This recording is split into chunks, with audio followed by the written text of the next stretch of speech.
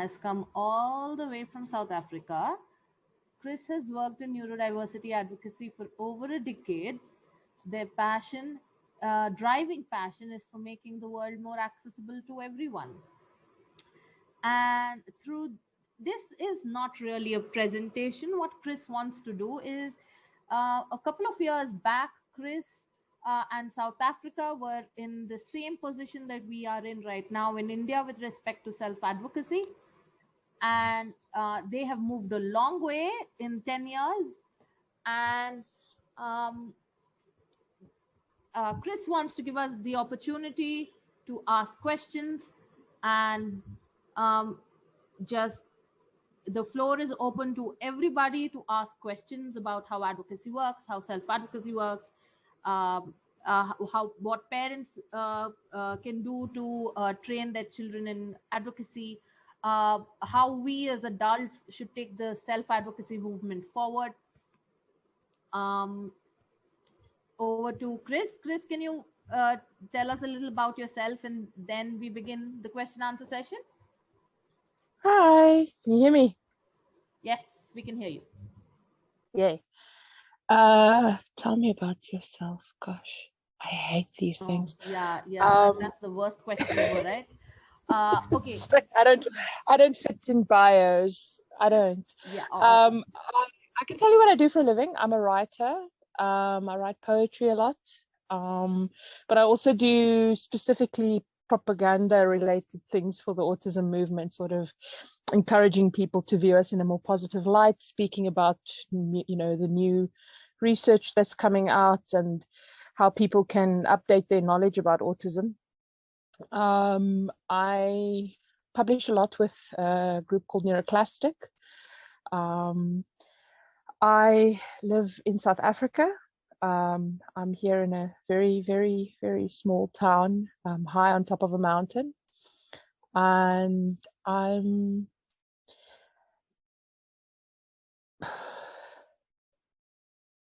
arty. I like music. I like drawing. I like crafting. I grew up in a very arty household. Both my parents were lecturers in art. So I've always expressed myself through art and through music. But I also really enjoy studying more scientific topics. So I try to marry those things, try to find a way to communicate really complicated, really intellectual, really scientific things in a way that's relatable and emotionally engaging. So that's what I do. My first question, Chris, is we are in a state in India where we have just started the advocacy movement, self-advocacy movement. And I know we need to train a lot of self-advocates. I know we need to train children and adults. I myself, I feel very lost sometimes. Where should we begin? I remember us having this conversation before. I think I like to tell the story of how the South African movement really got going. We were a bunch of adult autistics who'd been late diagnosed. For the most part, some of us were over the age of 45 when we were first diagnosed and got involved with one another. And we'd met one another outside of the world of autism. Many of us were working in the IT field or in the arts. There's a lot of overlap in the Cape Town, one might call it the lefty arty vibe. Often had events that included people who were in the IT and art fields. And there's a preponderance of people who have autism in their, makeup in those fields. So a lot of us sort of got to know one another outside of our understanding of ourselves as autistics. But when we then got diagnosed, we all sort of collectively felt the need to find somewhere to go, to talk to other people like ourselves and be around other people who understood what it was like to be different in a society that really didn't understand us very well. And so we began to have meetings. Initially, we would, all collect together in a special needs school that was in Cape Town. And many of us then later went on to create additional meetings that would be specifically aimed at socializing, sort of hanging out. So rather than it being a support meeting, it was a hangout, a fun thing for kids and adults on the spectrum to do. And we used to host it at a person's house. These were parents of autistic children or autistic adults themselves who were hosting. And we would set it up specifically with autistic people in mind. And I can tell you 10 years ago, the idea of having a sensory room where people could withdraw when they're feeling overwhelmed, or where they could go and play with stimming toys, was revolutionary. It hadn't been done before at that point. But we were setting these things up in our social engagements. When we would go out, we would build in time for people to flap and be themselves. And that was one of the things that really strengthened our advocacy, because we were actually allowing people space to exist. And that's a very big part of what I think is important in the advocacy movement. Autistic people are very isolated. They often struggle to make friends normally in the wider world. And they can really struggle to find people to help them learn how to cope better. And so just having a support group or a social group for young adults, or even adults on the autism spectrum, to hang out at, I think was really the birthplace of our advocacy. And gradually this grew. We began to have an online presence. We had Facebook groups, we had websites that began to develop. We ended up growing from maybe 5 or 10 people to 20, 30, 40 people. And then in our online presence, we started attracting larger numbers. I remember one of our groups, I think, topped out at something like 6,000 or 7,000 people at one point. And this began to change the reach that we were capable of. When we had enough people in our team that we could accept requests from newspapers or television producers who were looking for an opportunity to speak to someone on the spectrum about autism.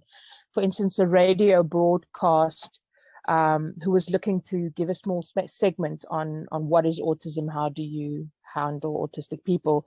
We would then send one of our own to go and have that conversation with the broadcasters. And this was very effective because, although we were not, very well funded, we didn't have an enormous amount of backing. The fact that we were the ones that, people in media could phone up and say, like, could you send us some info? Could you check this article for us? We made ourselves useful to the wider world in that way. And I think those are strategies that when you're just starting out can be really useful, is socializing in groups, starting an online presence in a website that informs and educates people about common issues that people have in their lives and how to manage them, and then being available as representatives to the larger, broader society so that they can ask us questions and educate themselves, not just through books or research papers, but by meeting an autistic person and seeing what we're like in the real world. Like, how do we look when we speak for ourselves? That's something that I think is the core of every fledgling autistic advocacy movement. Rakshita, I can't quite hear you. When do children come in as self-advocates? I think that varies from child to child. You know, some kids can be really precocious and they're very forthright and they're very direct and they'll immediately take to this. But if you're a very shy, withdrawn child, if you're somebody who's really not very good with people, it might be better for you to rather, you know, let someone else handle that for you.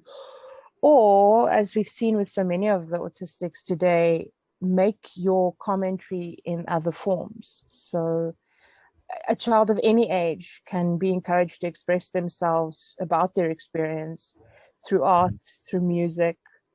That, I think, is not something that an age limit is on. You can allow children to speak about their experiences from a very early age if you put it in a format that's not going to require them to have to face, you know, the kind of melting pot of public commentary. But once they reach an age where they're comfortable socially enough to you know, sort of engage with other people, you can let them, you know, I think every parent knows when their child is ready to confront things, you know, and that'll be unique to every child, how they do that, when they do that. I know a lot of teenagers seem to, you know, sort of here around the age of 12 to 15, they begin to drift into advocacy more actively. And I think it's more a question of who is your child and how can they represent themselves, rather than what specific age is suitable. When you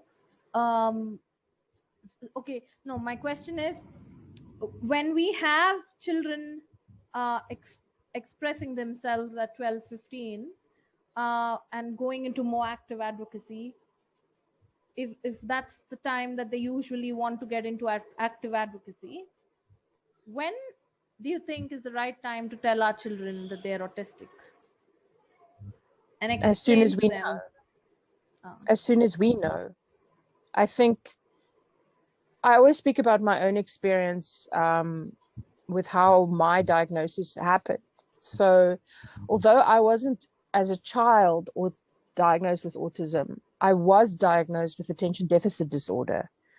And as a result of that, and this was in 1987, you know, it was donkey's years ago. It was revolutionary for a girl child in those days to be diagnosed with a developmental disorder like ADHD.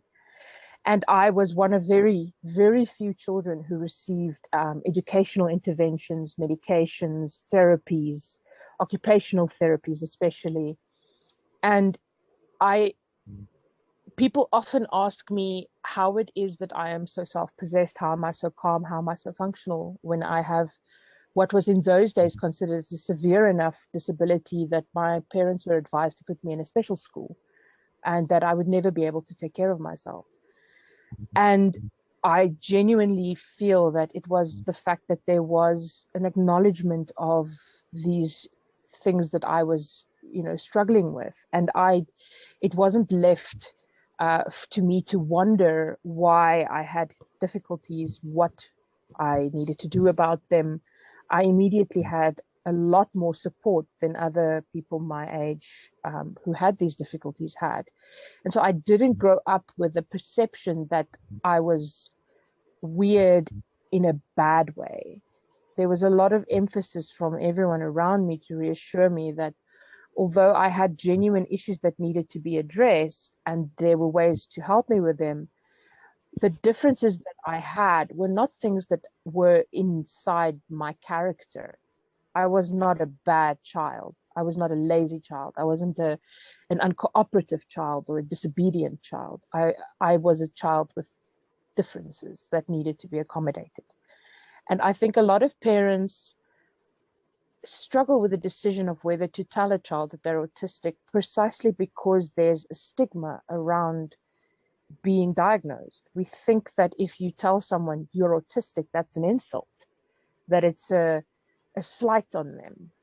But I think that how we as parents and adults around these children relate to autism can change that, rather than having this be a weighty stigma that you slap on a child.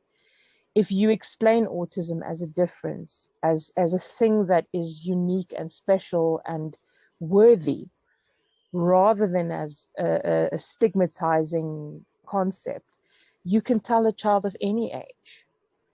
It's all how you present the situation to them. You spoke about acceptance, and you spoke about how uh, you as a group, initially you would just hold socializing meetings and just hang around. What would socializing look like at that time? Because uh, I'm asking this Very. in two contexts. Yeah, I think you know where I'm heading. The first is that we autistic people have a deficit of socializing skills. We don't like socializing. We don't know how to socialize, number one.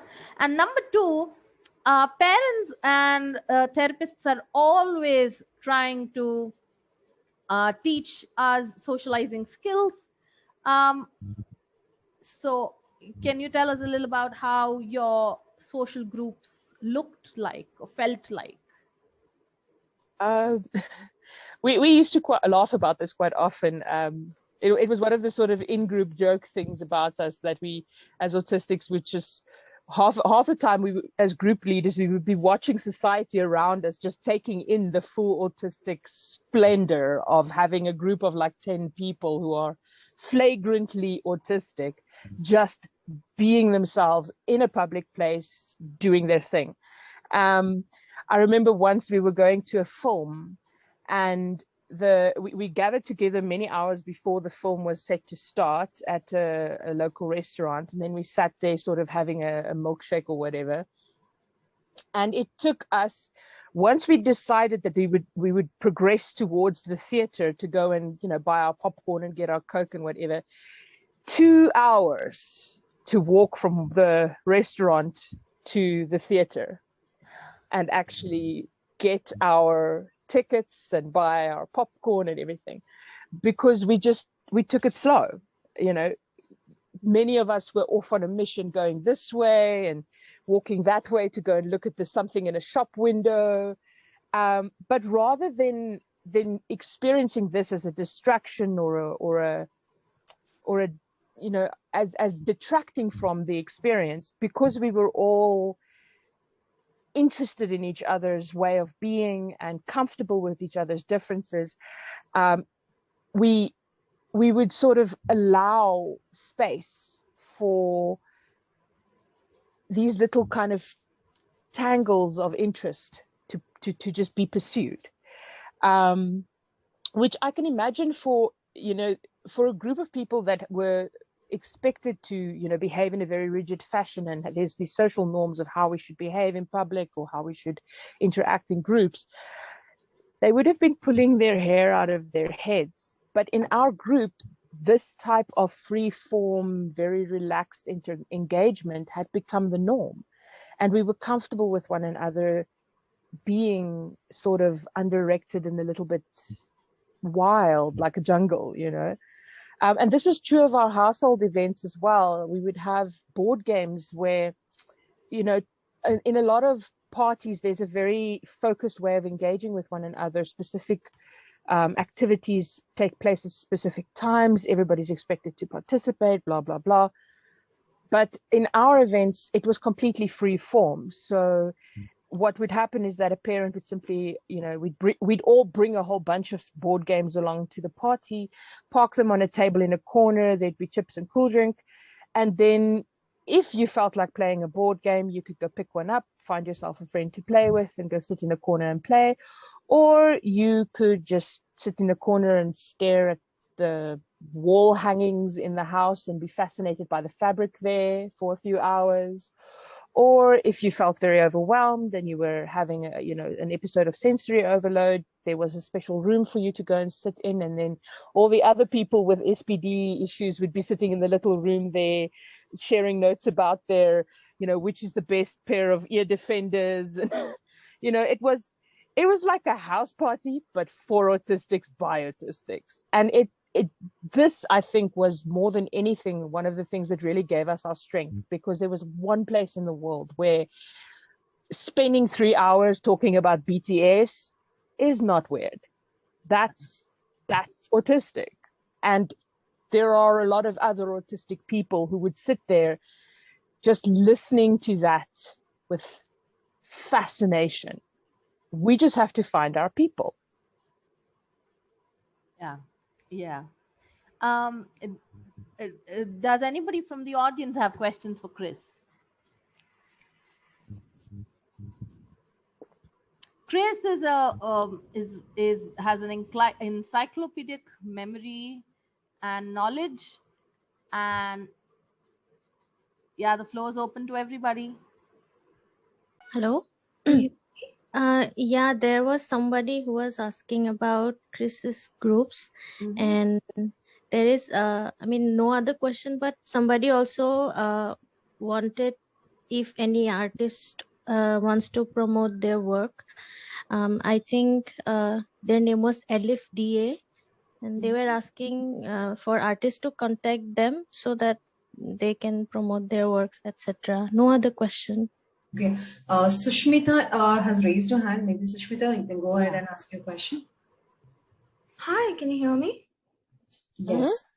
Yes. When it comes to autism self-advocacy, what I have seen is sometimes the parents of autistic kids tend to be very defensive towards people who are advocating for themselves, especially adults, especially when the information comes from autistic adults.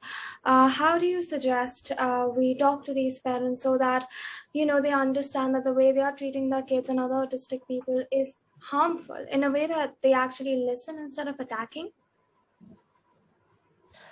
Yo, that's been a study of a lifetime.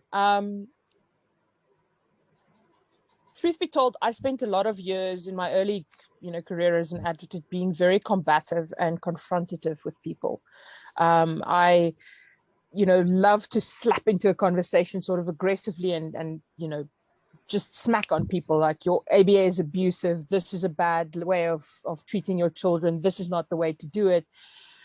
But over time, with experience working in larger groups and being confronted by parents who themselves were autistic and maybe didn't even know it, or the fact that a lot of parents, even if they're not on the spectrum themselves, have traits of autism.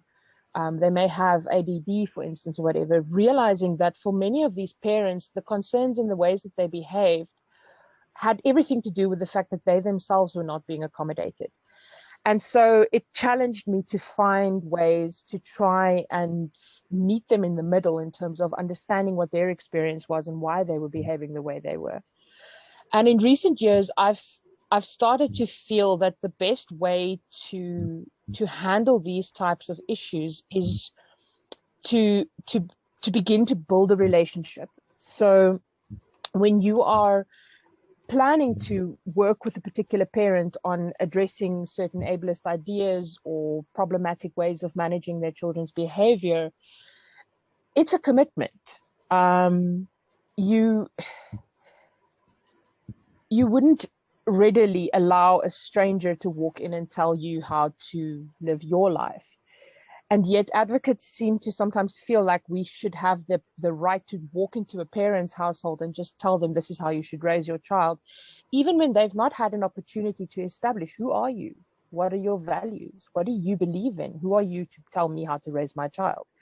And it's difficult to overcome that gap in trust and establish a sense of respect between, the advocate and the parent who's being challenged, unless you're willing to take the time to really speak to them as people. And that can be very hard. You have to begin to be the one that holds the space. So when they say or do challenging things or combative things that might be offensive to you, learning to contain your own response to that and remain calm, and then just work in a very systematic way to challenge their ideas, not just with, hard facts, like the facts don't care about your feelings approach, but the idea that people learn and change their experience through stories. And often some of the most powerful ways of changing a person's mind can be by relating your own experience in a very honest, very vulnerable way, explaining to them how things affected you and people you care about, and what was your experience.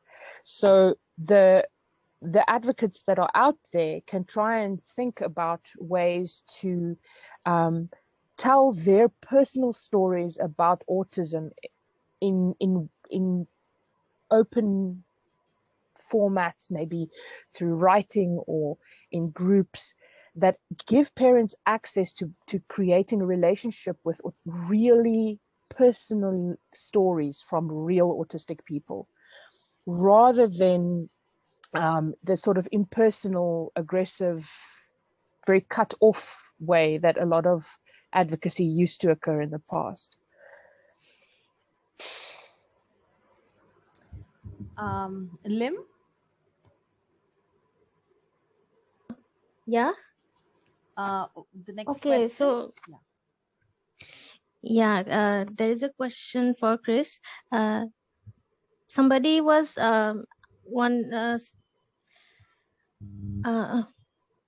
okay, somebody wanted to know about unstructured parties and predictability.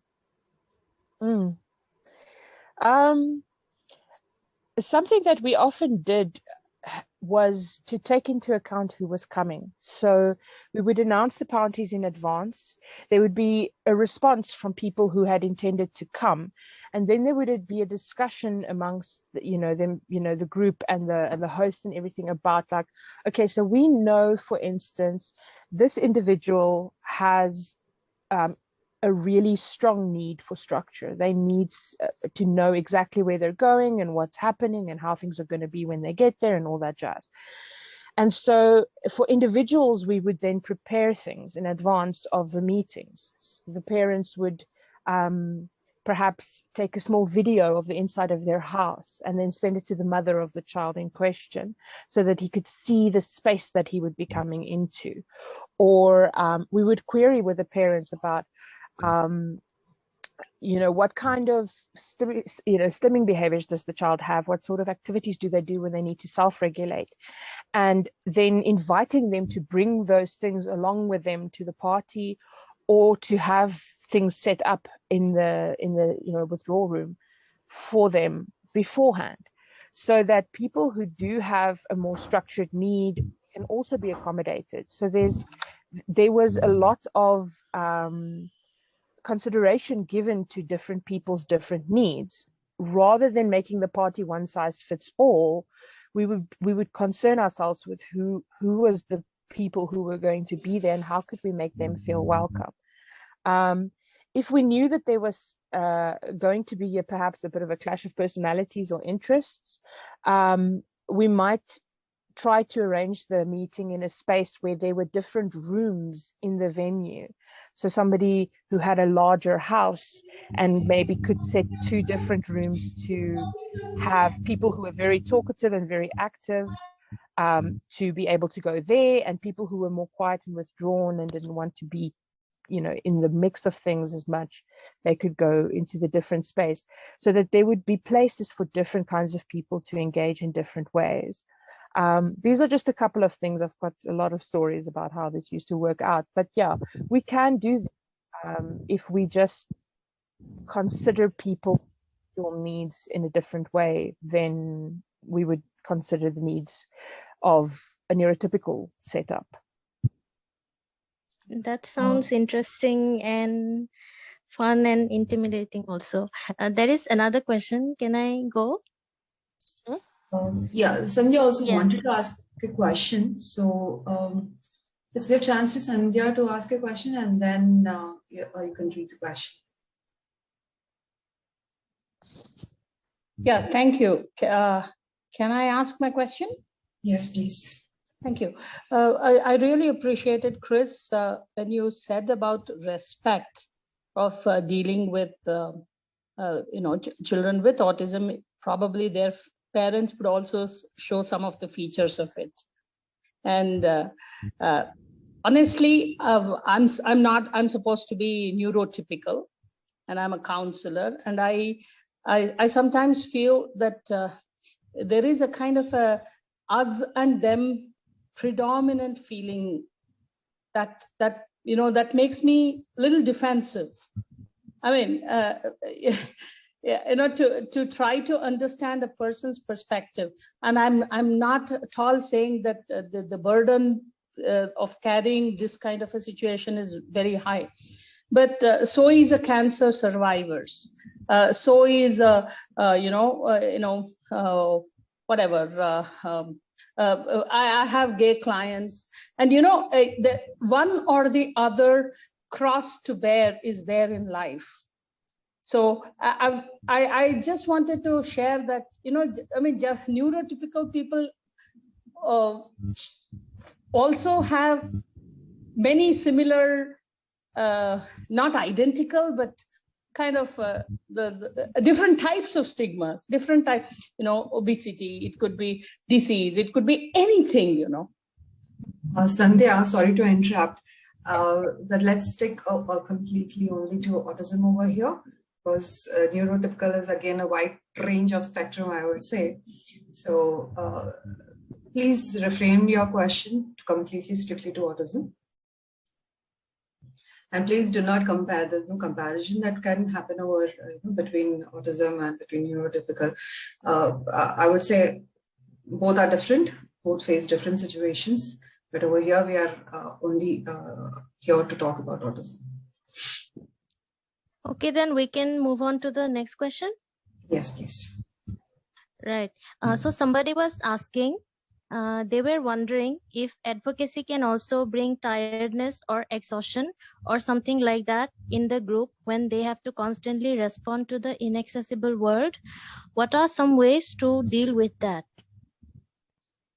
That is the question. It's a really good thing to raise. It's something very important that people have to consider when they are getting involved with advocacy. There's a concept in the advocacy world nowadays that wasn't there when I started advocacy, which is the idea of emotional labor. And that, I think, is an important thing to consider when you're doing advocacy work for your own well-being, because although there are differences between many different groups in the world, no individual minority group is responsible for providing an education to other groups about who they are and how they should be treated with respect. I think that's something that's a requirement of every person in the community, is that we treat every individual we meet as an individual who has different challenges and different needs, and that we should make the effort as people to get to know one another and understand each other's challenges in a way that's supportive. And so it's something that I encourage people who are asking autistics to educate them about themselves to consider the fact that education is quite widely available now online. There's a lot of videos, there's a lot of materials online, and it's really not necessary for individual people to be held responsible for representing an entire group. That's a very big burden to bear. It's a weighty thing when you step into a situation and you are representing a whole community behind you. When you do that, you're not just carrying the burdens of yourself as a member of that minority, but you are carrying the burdens of the whole community and speaking to them. And that's emotionally really hard work. And so if you're going into an advocacy situation to do education, I think there should be a gratitude on the part of those being educated for the work that those people are doing to provide you with understanding. And there should be respect for yourself enough to know that when you are reaching a point of feeling tired and stressed and agitated by that work, you need to step away and take some rest. Truth be told, I am on sabbatical most of the time at the moment. I spent a decade in very frontline, very active autism advocacy, to the point that I actually had a mental breakdown. And about 2 or 3 years ago, I essentially dropped everything that I was working on, all the groups I was involved with, all the places that I was writing for, presenting for, to give myself space to actually return to a sort of baseline level of functioning, because I had become so exhausted from this work that I couldn't take care of myself anymore. So it's very important for advocates to look at self-care, to understand what the burdens of psychologically, what are the kind of burdens that you face when you become a self-advocate? There's a concept in psychology that's becoming prevalent now called minority stress, which I think is a very worthy thing for advocates and people who are learning from them alike to study, to understand the ways that psychologically advocacy places pressure on us to perform emotional labor that isn't easy work at all. I'm very grateful somebody asked that question. It's one I wish I had asked when I started out.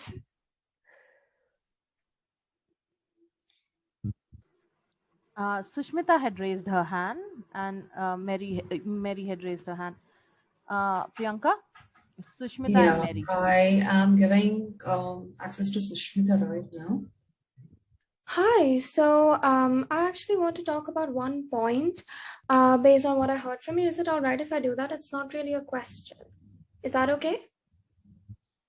All right, so the thing is, whenever it comes to talks of autism, I think a lot of people forget that autism is not something that exists in a vacuum. It is not separate from a person's identity. It intersects with different parts of your identity. You can be autistic and part of the LGBTQ plus community. You can be autistic and trans. You can be autistic and fat. You can be autistic and disabled. You can be autistic and anything. A lot of the times when people from marginalized groups fall on the spectrum, it's harder for them to advocate for themselves. I've seen this happen to me as well. Whenever I would talk about my struggles with my autistic behaviors and how they were perceived by my neurotypical peers, I could see that it was the voices and the life experiences of white autistics that was centered. A lot of the times, especially in highly policed states, when autistics of color are advised to unmask in public, it leads to deathly consequences. It's important to understand that you cannot separate a person from their autism. Autism is an intrinsic part of what a person is, because it frames the way you behave, the way you think, the way you interact with other people, how you perceive the world. It's a way of life. Thank you, Sushmita. Mary. Thanks, Chris, for your your explanations. Amazing as it was for, I don't know why my sound is not okay. I'll do it from here. So I had a question. I'm neurotypical, and I should start my video, I think. Yeah. So I'm neurotypical, and I'm also a parent to a son with autism. And I'm constantly, I'm still trying to understand autism, because, not being autistic myself, I know that I've journeyed from an understanding that was, I think, pretty off, and beginning to understand a lot more, largely from people like yourself, who I've met, whose writings, I've been reading. So, I had a question, and see, there are a lot of things. As a trainer, by the way, I train on autism, not being autistic, but there are a lot of things we say, and I sometimes wonder about some of the things that we say, whether they were appropriate or not. And so I want to ask about something which I said recently yesterday, actually, is that, there is this whole thing about making caregivers seem like these amazing people, these who kind of, they're saints who are doing great job of helping people with autism, or parents who kind of sacrifice their lives. That really gets your goat, because I mean, the most important thing that, and this is the question I have, like I often, and not just me, my colleagues also often say this to parents and professionals, to always remember that those parents who are not themselves on the spectrum and professionals who are not autistic, that all of us, we live neurotypicals, we live in a neurotypical world surrounded by neurotypicals who understand us. So when I'm burnt out, I have neurotypicals who understand and support me. When I'm bothered, I have neurotypicals who understand and support me all around me. Most autistic people live in a world surrounded by people, neurotypicals, who do not really understand them. And therefore, before we say how difficult our life is, to stop and think how difficult their life is. And that is something that I've always told myself, that when I'm having a tough time with my son, that if I'm having a tough time, he's probably having a far worse time than I'm having. So I don't know whether this is the right way of looking at it. And so I wanted to ask what you think.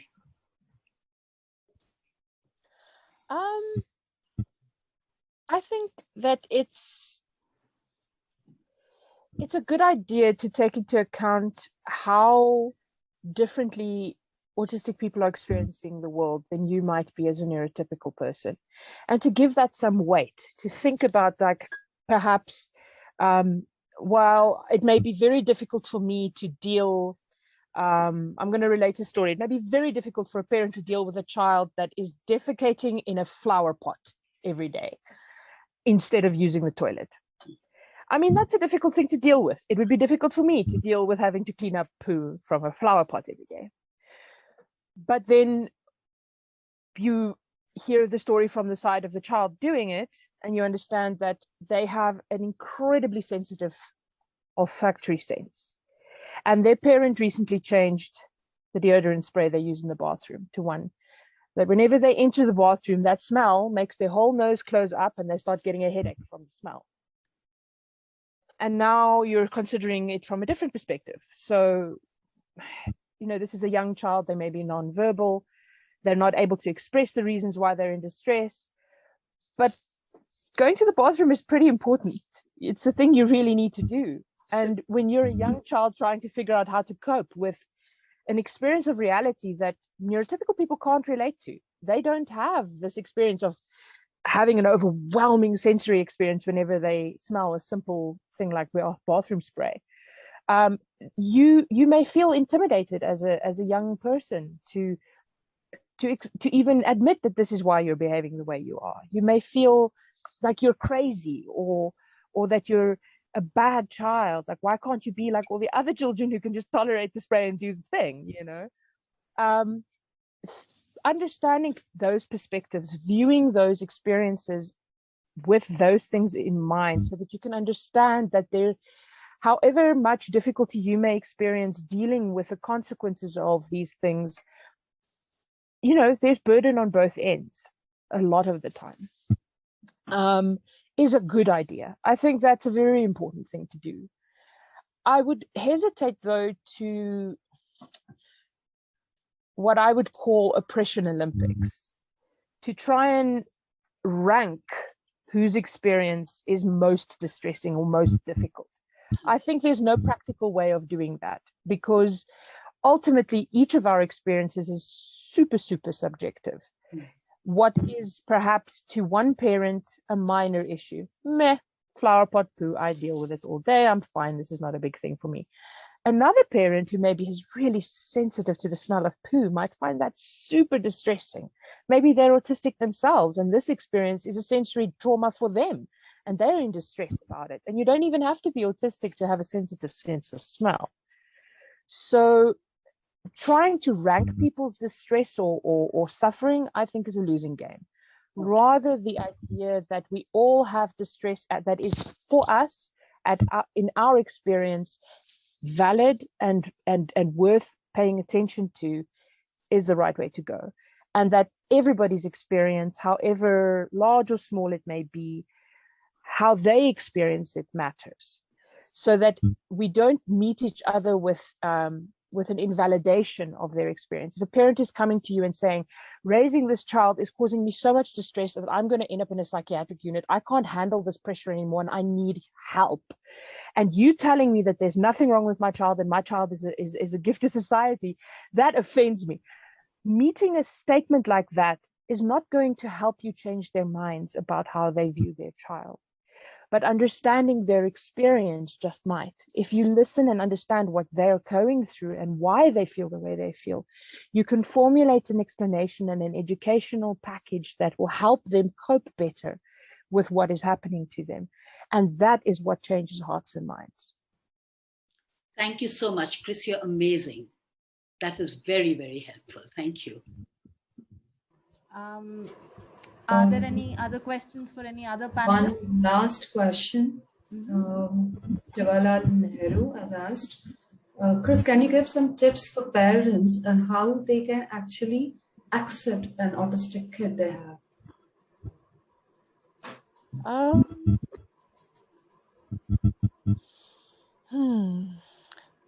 Concise advice. I should say trying to step away from ideas like that there's a norm for how people should be, or that there's a normal way of experiencing the world is important. Neurotypical people experience a sense of one another having a similar experience of reality. There's a general sort of pervasive belief amongst the neurotypical normative people that everybody more or less sees and experiences the world in the same way. When two people are in a room together, they're seeing and hearing and thinking more or less dissimilar things based on what's happening in the room around them. But neuroscience has shown us that this is completely false. Every single one of us experiences reality through a unique perspective, a unique lens. And one of the most powerful ideas that I think I want to put out into the world is the idea that there is no lens on reality that is more superior than any other lens. And if we can genuinely seek in ourselves a growth of respect for the ways that people with different perspectives to ourselves experience reality and what we can learn from their perspective, we will empower ourselves in many different ways, not just in dealing with autism, but in dealing with people in general, because there's lessons to be learned from difference.